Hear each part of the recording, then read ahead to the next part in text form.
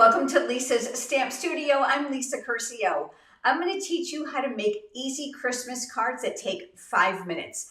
Now I'm going to walk you through all the steps, so it may take just a tad longer with each card, but I am going to give you lots of inspiration to create your DIY holiday cards quick and easy and yet very pretty. You're going to want to make sure that you grab that free project sheet. It's linked down in the video description below, and it will be available when tonight's premiere is all over. That's going to lead you to the pictures, the cutting dimensions, and the supplies for all 5 cards I'm going to demonstrate for you this evening. Also, while you're here, I want to make sure that you know that Gina and I are in the live chat with you right now. So make sure that you log into your Gmail account. That gets you into your YouTube channel so that you can leave comments or chat with us here in the live chat. We are here to answer your questions and interact with you. And if you're not sure who Gina is, she is my daughter. She works with me here at Lisa's Stamp Studio and an avid stamper. So she's more than capable of answering your questions, and we hope that you'll interact with us. If you don't know, Lisa's Stamp Studio is now offering YouTube channel memberships. And you might be wondering, what is this? It's a way for you to support my YouTube channel for just 99 cents a month. This allows you custom emojis and badges that you can use in live chat and comments. And it's also going to provide you exclusive merchandise that you can purchase. These are things that we have designed so that you can enjoy. Make sure you head over to the home page of my YouTube channel or right here underneath the video title and click the word join. I have a very short video there telling you all about it. We would sure love to add you. All right, we're ready. Let's get started on today's demonstrations. You might be starting and thinking, black for a card base for Christmas? And I'm going to say yes, because black is a neutral color and it often looks great with lots of cards. And this is a perfect example. Remember, all the cutting dimensions and all the supplies and lots of pictures for you are going to be in that free project sheet when tonight's premiere is all over. I'm going to start with a basic white piece of cardstock. This is going to be the layer to the card front. I'm going to be using black memento ink for this, and I've pulled out a greeting from another stamp set. You know, we know economical times are tough, so pull out what you have. Borrow from one stamp set to another. I'm going to stamp this here near the bottom. We're going to keep this super simple, and I want to tell you right now that you can change the colors to whatever you want. The next step is going to be using a series of circle punches or circle dies. Use whatever you've got at home. This is the 2 3/8 inch circle punch, and this is gorgeous grape cardstock. Turn your punch upside down so that you can see that the perimeter of the cardstock is met inside the circle, and then just punch. This is the 2-inch circle punch, and I am going to bring in Highland Heather cardstock for our next circle. Fresh Freesia is next, and that is using the 1 3/4 inch circle punch for another circle. And then finally, a 1 1/2 inch circle punch. Stampin' Up! Doesn't carry the size anymore, but I save all my punches and dies, just as you probably do as well. And this is Bubble Bath cardstock. Just the prettiest color of pink, and it's got that great underlying color of purple to it. I'm going to be using my silicone craft sheet, and I'm going to be using liquid glue. I find that's a lot easier when you're using a shape like a circle so that you can get around the edges very easily versus adhesive runners. This is the Precision Glue Press made by My Sweet Petunia. I love this product. I have terrible basal joint arthritis here in my hand, so it's very hard to squeeze. I did put the multi-purpose liquid glue sold in my online store in the empty bottle, and I am using the smallest of the 2-tip bottles that you get. So you get one that's really tiny and one that is slightly different. They pop down right inside the cartridge, and I was concerned about the trigger. I said, you know, with squeezing, I don't know if I can do this, but it's super easy. I always like to get the press started before I start squeezing, but you can see how tiny I can get those pieces out. I'm laying the gorgeous grape color down here on the silicone craft sheet, and I'm using the Highland Heather. And I'm going to use that glue press to come around the circumference of that circle. Look how thin you can get the glue. This is going to get mounted slightly off center and up to the right of the circle. This is Fresh Freesia. We're going to do the exact same thing, pressing on some glue in a nice thin layer. And once again, I am going to work towards the top right so that the circumference around these circles is not even. Last, we have the bubble bath, and I'm going to do the exact same thing here. I'm going to go all the way around the edges. This one's going to be the same, towards the upper top right. You can see how this gives you a telescope effect that's slightly off-center, which gives us also a 3D perspective. I'm going to come back here to the white cardstock layer, and I am going to lay this piece on top of the card. I do this first, and I use a pencil because I don't like surprises, and I want to make sure I get it right where I want it. I'm going to take a pencil. This is my favorite. I have this linked for you on my website under Shop Craft Room Favorites under My Favorite Things. The lead is very soft and the eraser is the champ.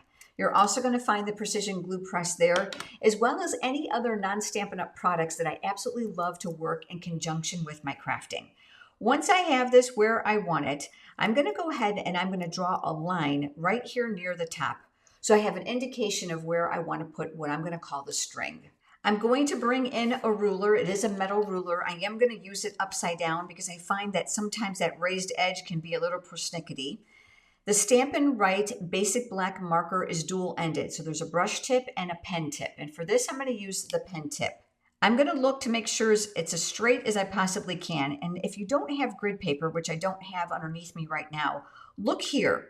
If the circumference across that area looks about the same, you're probably right on target. And then just draw yourself a line. We're going to take our circle now, we're going to flip that upside down, and we're going to add our liquid glue to the back using the glue press. I am purposely going to make sure that my circles are facing to the upper right. And then once again, when I'm happy with it, I can go ahead and just tack that down, centering it on my pencil line. One of the great things about the precision glue press is you'll see that little pink stopper here at the bottom. It creates an airtight seal to the needle when it's not in use, which means it's never going to clog. Here at the top, I wanted to finish it off, so I've got a small piece of silver foil here. I'm going to use my needled little reversible tweezers for this because it's tiny, and I'm going to add some liquid glue to the back. Look how thin I can get that with that glue press. And this now is going to get anchored here at the top of what's going to be my faux telescoping ornament and create a topper. We're going to flip this upside down and we're going to add some liquid glue to the back side. This now will get centered on the front of the card base. Finally, we're going to add a couple rhinestones just for a little pizzazz, just to bring in that silver foil here at the top. This is completely optional. They already have glue dots on the back, which makes them very easy to use. I'm going to place a medium-sized one here. Then I'm going to come in here and I'm going to take a slightly smaller one. I'm going to place that up here on an angle, which will draw your eye up. Give it a good press and your little faux telescoping ornament is all done. Remember, a myriad of colors in any shade is going to make a fantastic card. All right, let's move on to our next one. Our next card base uses garden green cardstock. This is 5.5 by 8.5. I did score it in half before you joined me. None of us scores perfectly, so make sure you match up those ends and then bring in your bone folder to create that nice crisp crease. The layer to that card front, I used an embossing folder on. Now, obviously, this is optional, but you've got those folders, so break them out and use them. Those textures can add so much to a card. This is the Snowflake Sky 3D embossing folder. You'll see how nice and thick it is, which means we're going to get a beautiful dynamic 3D impression on the paper. We're going to be working on top of the cardstock, and I'm going to bring in my silicone craft sheet once again. Couple things, not only does it protect my work surface from getting all sticky from glue and adhesive, but it helps to keep the cardstock in place, which means it won't slip and slide on the silicone craft sheet. This 5-minute holiday card idea is fantastic because you can use scraps of designer series paper. I've used 2 different patterns from the same package, but the beauty of Stampin' Up! Products is the color coordination, so don't forget you can mix and match from other packages. I'm going to be using this as my front side. So I'm going to flip that over. Again, you can see the beauty of Stampin' Up's designer papers too are those double-sided prints. So you have lots and lots of options. I am looking to leave a little space here on the left-hand side. I would say that's about a 1/2 inch. Do not worry if these are not perfectly straight. That is the beauty of this card. Next, I'm going to come in with a different pattern, and we're going to add a little liquid glue around the outside as well. The multi-purpose liquid glue is very, very strong. Now, before the glue sets, you're able to shimmy some pieces up underneath it. And I'm just going to gauge this one a little bit lower, and I'm going to tack this one in place. My next piece here you're going to see is a little bit wider. While I add the glue to the outside, now is a great time for you to decide whether you want this layer on the top or on the bottom. And I'm going to shift a little bit on the bottom, and I am also going to gravitate it a little higher than the original panel. There is no right or wrong way. Remember, when you make your card, it's yours. Do it however you'd like. Last pattern, same width as the one we just added. And again, you have a decision. You can put this on the top or you can put this on the bottom. Because we're using liquid glue, we have a lot of forgiveness. And I'm going to shimmy this. So you're going to see that the levels are all different. And then we're going to tack this one in place. I'm looking here and here to try to make these areas as equal as possible. We're going to bring the card base back in and we're going to flip this upside down. Whenever you're using a 3D embossing folder, I love to use liquid glue versus adhesive. Most adhesive runners are very, very strong. And when you pull, they can rip the paper that has been embossed because that paper has been conditioned from the embossing folder. Now we have this layered on top. I don't ever like to press from the top because I don't want to deboss the raised image. So I open it and I go around the perimeter where I have placed the glue to make sure I have good adhesion. It's going to need a greeting because we're going to keep it nice and simple. So we're going to bring in a scrap of basic white cardstock. I'm going to be using real red ink. Again, that color coordination is fabulous because that is the color red that's inside the designer series paper. I've chosen a greeting from one of my stamp sets. This one happens to be from Reindeer Fun, and we're going to ink up the word Merry Christmas. Now there's lots of things you can do here. You can cut around it, you can use a die or a punch, but I have fallen in love with these greetings of the season dies. Look at all the different tag sizes. They do have holes in them. You can put images on them or greetings. I chose this one here near the top.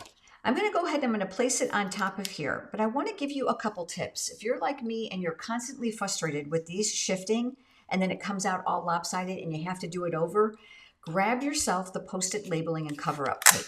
I have this linked for you on my website under My Favorite Things, Craft Room Favorites. I'm just going to line this up where I want it. Going to make sure I have a little bit more room to the right than to the left because I have a plan for that hole. And we're going to tack this down with the tape. You're going to see I'm going right over the die onto the cardstock. The beauty about this is if you shake it, it doesn't move. So all you have to do now is pass it through your die cutting machine. Now that it's been die cut, don't throw these little pieces away. You can use them about a half a dozen times before they start to literally just fall apart because it is paper. It will not mar your cardstock, and it's going to make sure that you have a perfect die cut every time. I'm going to flip that upside down, and I've got my full-size dimensionals here, and I'm using my Take Your Pick tool with that paper piercing tool attachment. With my arthritic hands, it's very difficult for me to pinch off those small pieces. So I found this is kind of like my third hand. In addition to that, that tool here on the end, which is a paper piercing tool, is going to allow me to pierce off those paper backings here on the dimensionals. This now is going to get mounted here across the cardstock and the designer paper. Let me give you a tip. If you have a pattern like mine that's random, be persnickety on where you decide to put the greeting so that you're not covering up your favorite spot.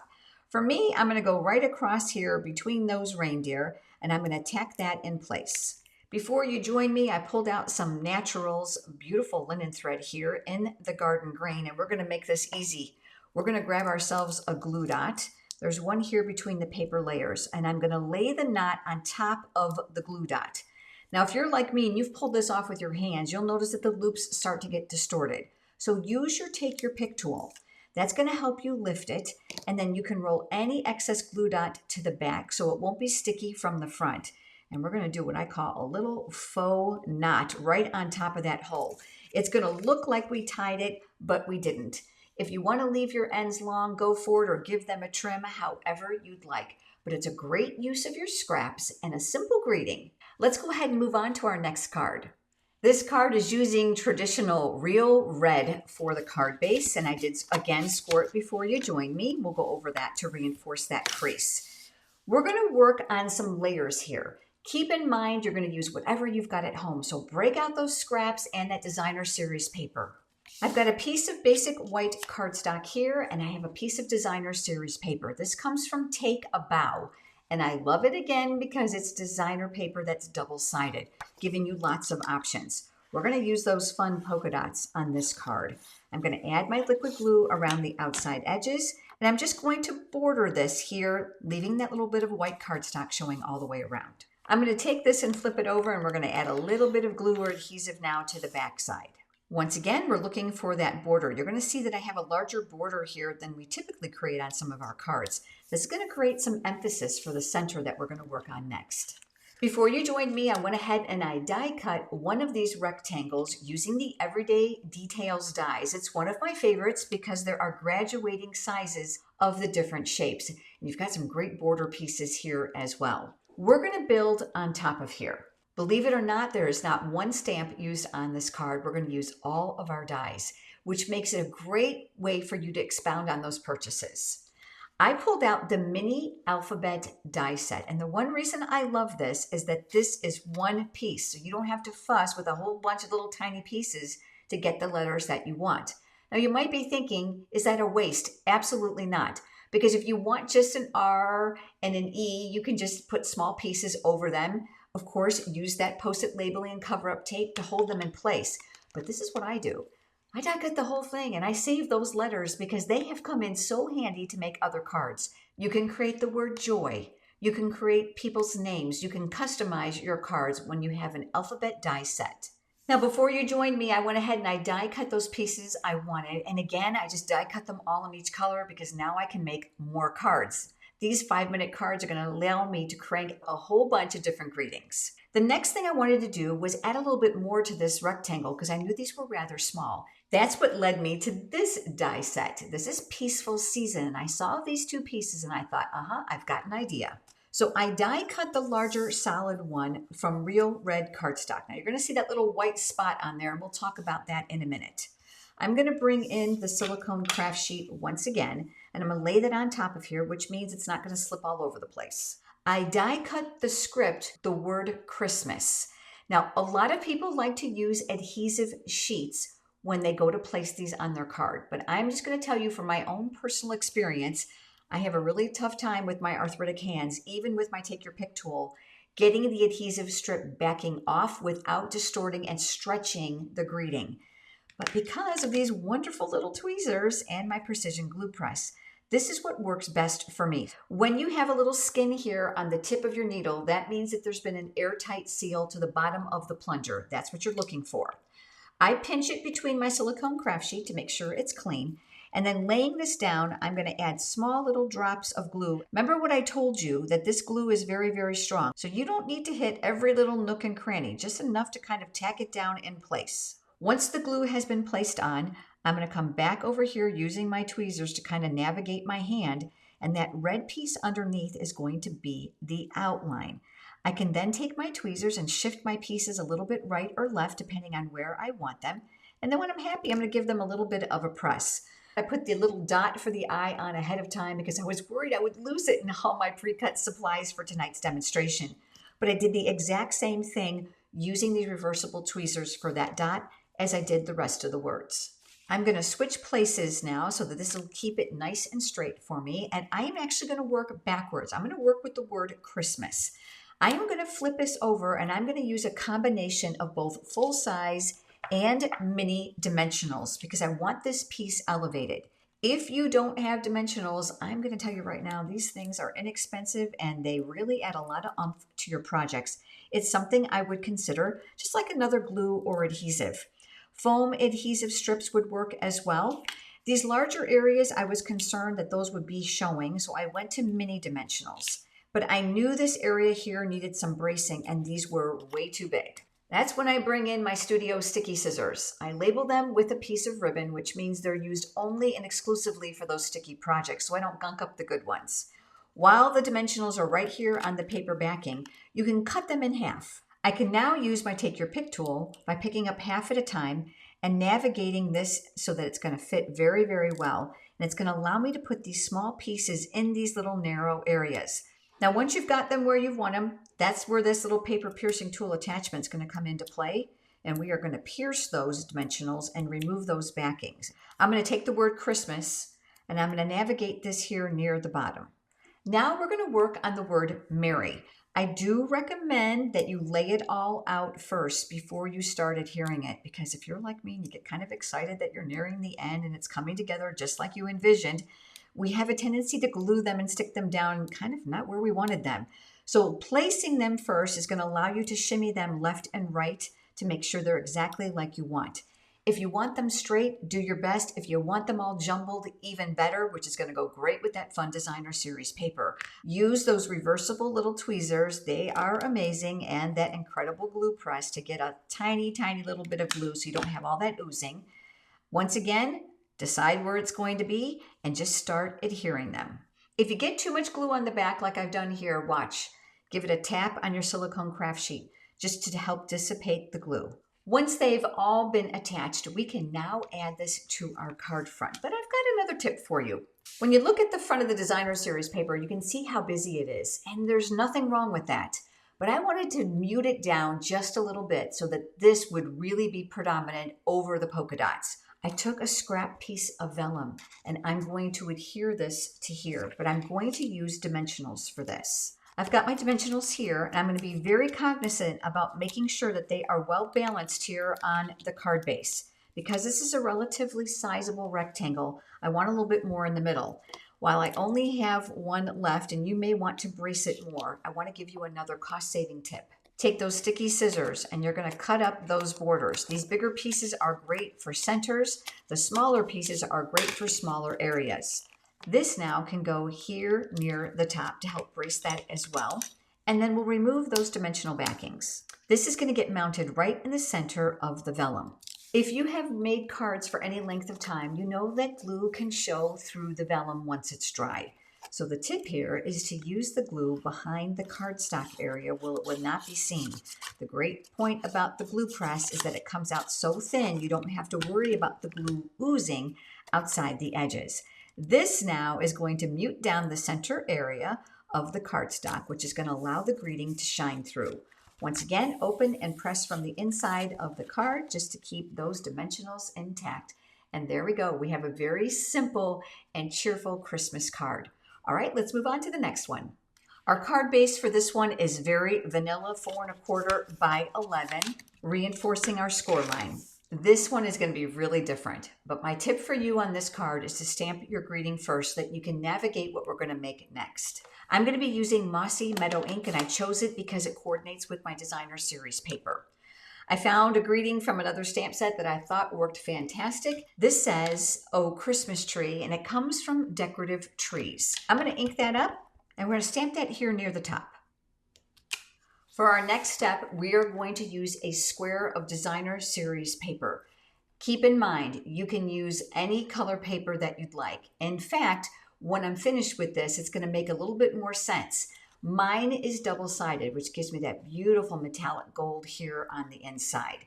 I want this to be on the inside of what's going to be finished. So I'm going to fold this on the diagonal, bringing tip to tip, and then I'm just going to crease it. I'm also going to go over it with my bone folder. We are going to turn this and hold this so that the point is straight up and down from your left hand, because I'm right-handed. If you're the opposite, just flip it around. And we're going to make some slits. For this, I love a pair of long scissors, so go grab a pair from the kitchen. We are going to start here at the top, and we are going to make a tiny, tiny slit. You do not want to come all the way to the crease line. I'm going to move over just a little bit, and I'm going to make another slit. Again, keeping my hand away from the crease line. I don't want to cut all the way and make this too deep. Now you might be saying, how far apart are you keeping them? And I'm just doing this visually, so about a ½ inch. The reason the long tip scissors come in handy is you can see as we get here near the bottom that we're going to need a little bit more length to where we have to cut, and that just makes it a lot simpler. No two of these have ever come out the same, so a lot of self-forgiveness, and I do recommend you try on a piece of copy paper first. We are now going to open this up carefully. You're going to find that all of our slits are here. I'm going to work out the crease to make this flat. Now I have tried all kinds of different adhesives for this, and I have found that glue dots for this next step are going to be your best friend. We're going to work on one of these flaps at a time. I want you to be visually cognizant of where the seam is. Now I realize that the foil paper has some reflection on camera and I do apologize for that, but occasionally I'll pick it up and I'll crease it so that you can see and follow along. I've got one of my glue dots exposed and I am going to use my take your pick tool for this because I'm going to put it right here at the top center. Do not be worried if the glue dot is distorted. I'm going to hold this so that you can see, but I'm going to curve this and I'm going to bring this to the inside center. So now the corner here is going to meet the crease, but you see the outside edge? It's nice and straight. And then just give it a little bit of a push.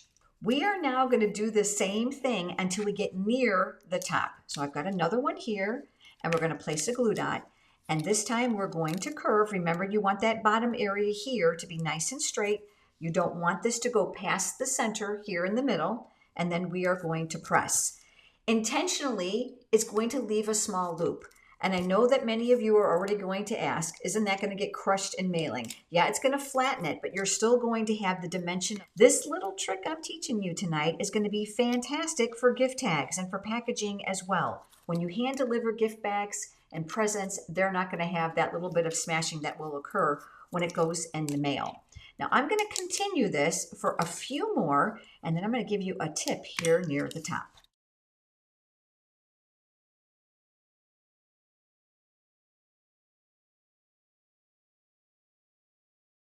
This is now the last flap before the top. So we're going to add one more glue dot and then we are going to crease it. Again, you're looking right here to make sure that it's nice and straight, not exceeding the center of that Christmas tree. So we're just going to shimmy that back just a little bit. That's going to make sure that you have that beautiful tree cascade. We are going to skip the top. And now we're going to do the exact same thing on the left-hand side. This time you're making sure that it's straight here at the bottom and your tip doesn't come past the center.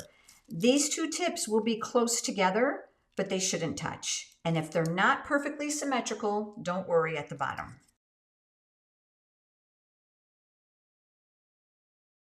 As I work my way up, you're going to see that the points are going to come relatively close to each other, which is going to create a diamond in the center. Now that these are all finished, you're going to have an area here at the top and you're going to have your diamonds here at the bottom. I chose to take my scissors and I'm going to cut away from tip to tip here at the bottom to eliminate that. You could fold this to the back if you wanted, or you could, of course, could fold it to the front, which would finish it off this way. The one inside your project sheet, I did cut it off. But for the sake of giving you another idea, I'm going to pretend we folded it and I'm going to glue this down so that you can see the difference. So I'm just going to kind of piecemeal this one right together. That will give you the perfect illusion of the diamonds going all the way up. We're going to come back here to the card base and now we're going to add the tree. This is one reason why I put the greeting on first, because if you make a mistake, you can easily get another piece of paper without having to dismantle the tree itself. I felt the tree needed a trunk, so I brought in a tiny scrap of gold foil. And I'm going to place that here on the back side. So I'm going to bring in that silicone craft sheet and we're going to put a nice thin layer of glue right here from that glue press.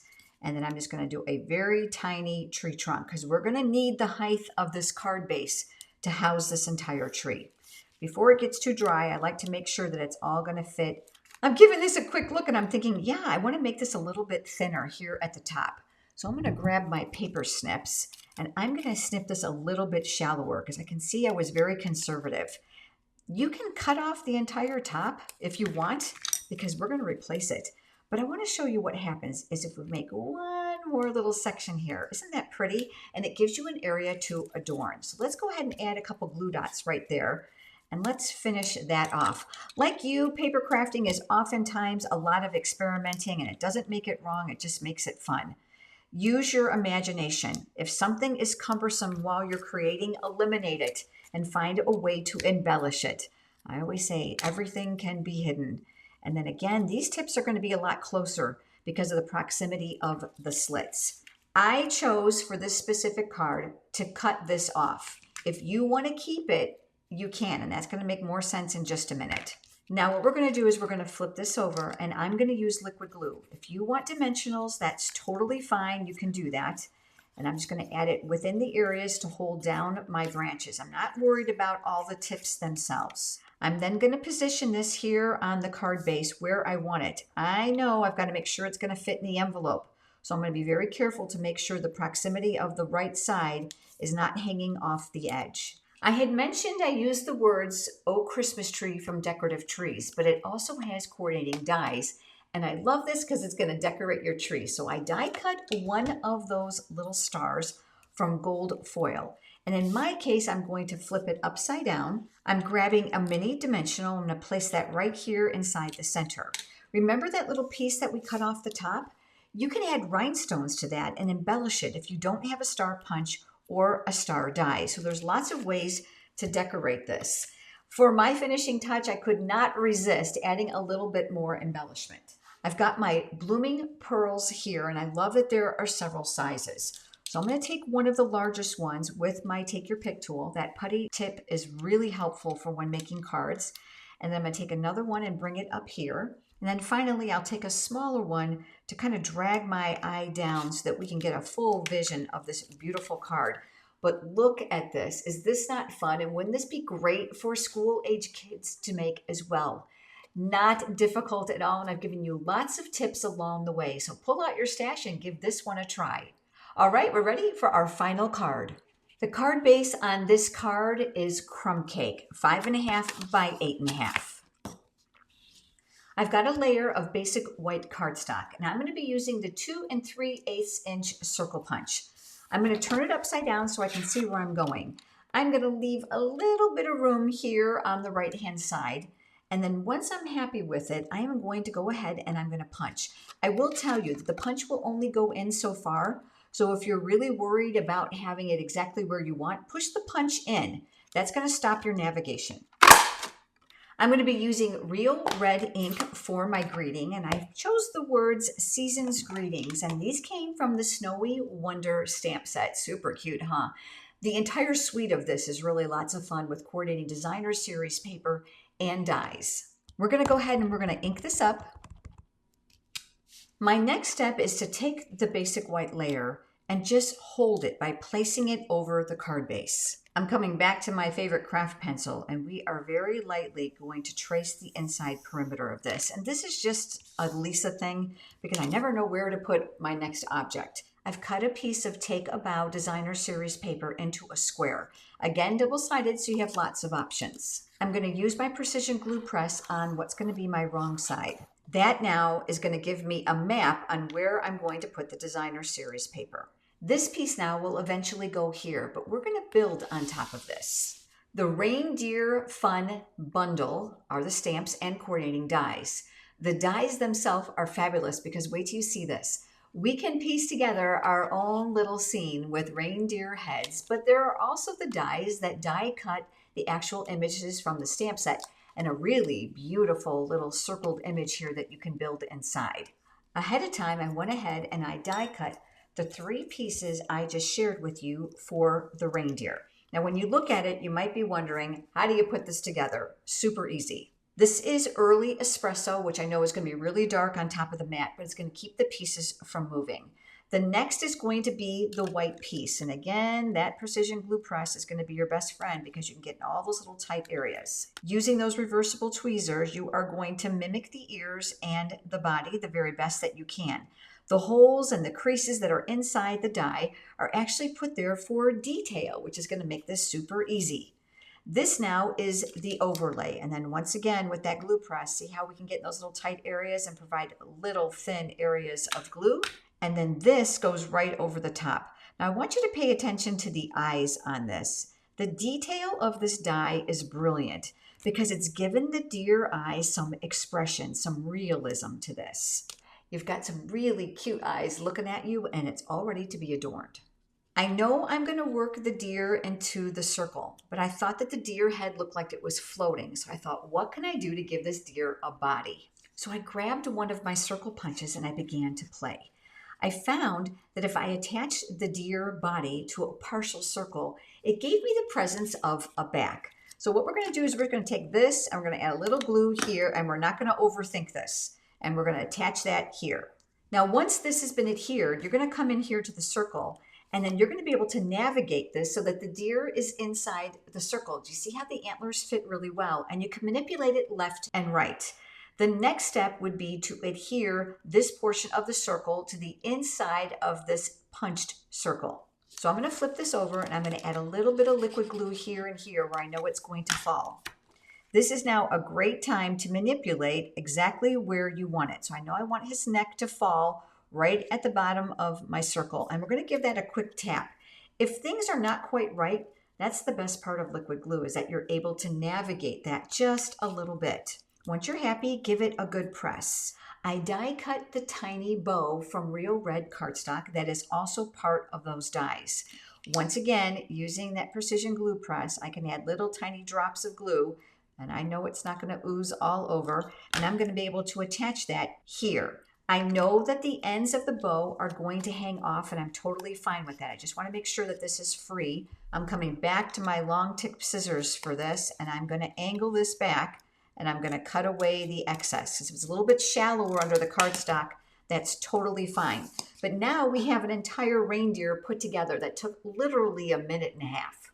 I thought this may have looked a little plain on the border, and I'm just going to give you another tip. This is certainly optional. This is another great thing your kids can do.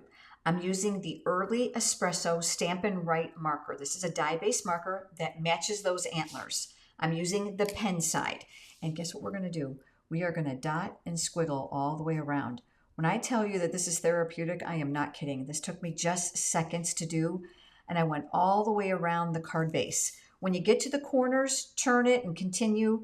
Always pull instead of push. I find that works better. It gives me a better opportunity of trying to make this even. But it's intended to be whimsical. So if you're trying to make this perfect, you're going to get really frustrated. So just work inside the areas that you have and work all the way around the border. I decided I wanted this elevated. So we're going to flip it upside down and we're going to come back to the dimensionals. Remember all those pieces we cut up on the border? Well, they're going to come in super handy right now because we can use them around the proximity of the cardstock. If you don't put dimensionals here to brace this, it's going to sag in mailing. So this is where all those little border pieces don't go to waste, and they're great for these little tiny areas. Make sure too that you brace the back of whatever image you have here, just like I'm doing with this reindeer, to make sure that it also doesn't sag in mailing. Give them a good push and then just go ahead and remove those paper backings. With the paper backings removed, I'm going to flip this over and I'm going to leave a margin of that card base showing all the way around, and then we're going to tack this in place. I did choose to add a little bit of an embellishment here just to kind of pizzazz up that little blank space, but it's totally fine the way it is, and I love giving you lots of options. I did do this part ahead of time because I want to give a chance for them to dry, but I want to show you what I did. I used the dark red alcohol-based Stampin' Blends markers, and I used that chisel tip, and I literally just colored in my rhinestones. The one great thing about alcohol-based markers is that you can color just about any embellishment to custom coordinate them to your projects. Allow them time to dry. They have glue dots already on the back, and I'm going to place one here, and I'm going to take that smaller one, and we're going to place that up here, and that's going to help just fill in that area.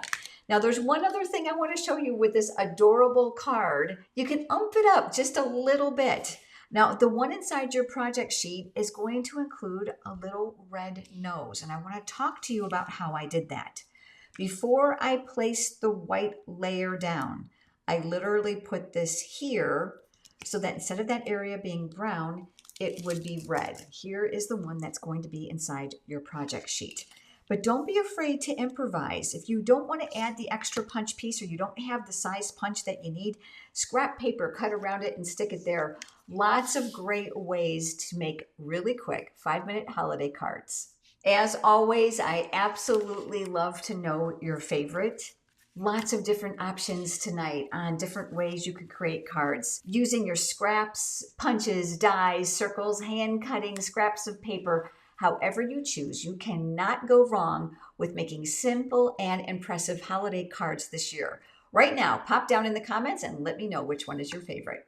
Thank you so much for commenting. I love your feedback because it helps me when I'm designing. And if you love exclusive ideas, you are going to love Stamp Studio memberships. There are 2 levels to my membership program, and it's incredibly affordable. For just $5 a month, I will send you a tutorial to your inbox every single Monday morning at 9 a.m. Eastern Time.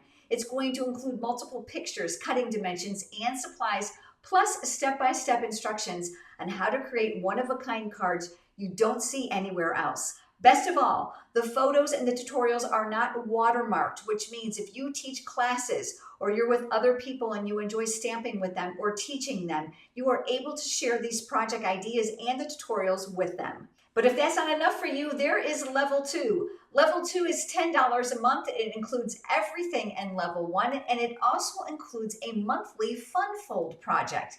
And again, step-by-step photos so that you can learn how to put the card together, which allows you to teach others easily as well.